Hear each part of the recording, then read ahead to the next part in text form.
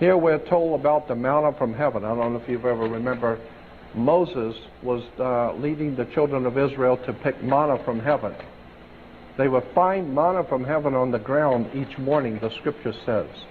Here they are picking up the manna from heaven on the ground each morning. Here in Exodus 16:14, it says, "And when the dew that lay on the ground was gone up, behold, the face of the wilderness, there lay a small round thing, as small as hoarfrost on the ground." So now we know.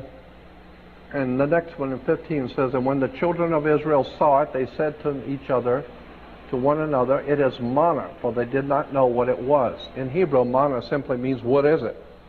I mean, they tried this stuff and said, God, what is this stuff? You know? So what is it? They don't know. Well, what is it in Hebrew is manna. So they call it manna. Well, what is manna? The manna from heaven was a small round thing, and it says when the dew that was on the ground, of course, when the sun comes up, it evaporates, and behold, upon the face of the wilderness there lay a small round thing. Manna, meaning Hebrew, what is it? And it's 7 characteristics from the old ancient world. Small, round, wafer-like, sweet, could be hard, can be melted, and it was obviously from heaven. Because when you ate the manna, you could talk to God. Well, now we found out manna was a small round thing, mushrooms. And here are the priest of Israel. Here's the Hebrew priest of Israel wearing a mushroom on his head. The mushroom headdress. I've often wondered, see, because the mushrooms were a hallucinogenic drug.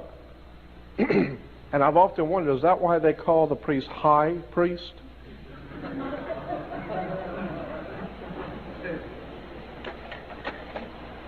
The sacred mushroom, the key to the door of eternity, the search for the sacred plant of the ancients, used to send the mind to another world and into the future.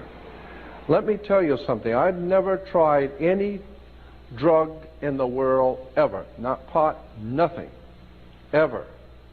However, I am not so stupid as to not be well informed about the potentials for the mushroom. The magic mushroom, from all indication, is a sincerely important discovery that was made in the ancient and prehistoric world. This stuff works. The magic mushroom and other hallucinogenic drugs like that do something to the electromagnetic forces in the brain to open up your mind and open up your spirit to all kinds of profound things that you're just totally not aware of. So, while this is a hallucinogenic drug, nonetheless, this is a very important stuff here. Magic mushrooms are not to be laughed at. It is not a light thing. This stuff is very serious stuff. And that particular kind of mushroom is called a Amanita muscara. The sacred mushroom and the cross, John Allegro, the third man in charge of the Dead Sea Scrolls, wrote this book. The sacred mushroom and the cross.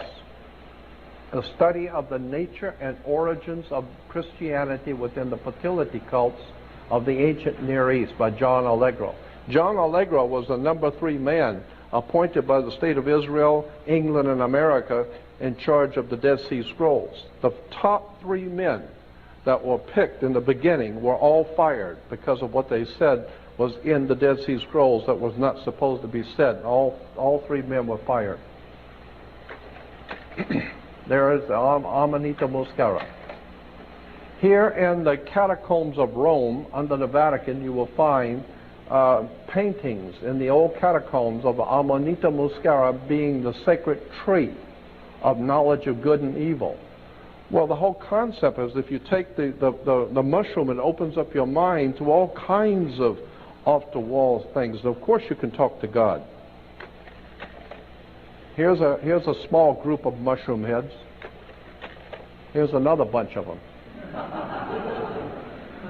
The chump there with the big beard looks like he's been on it for a while.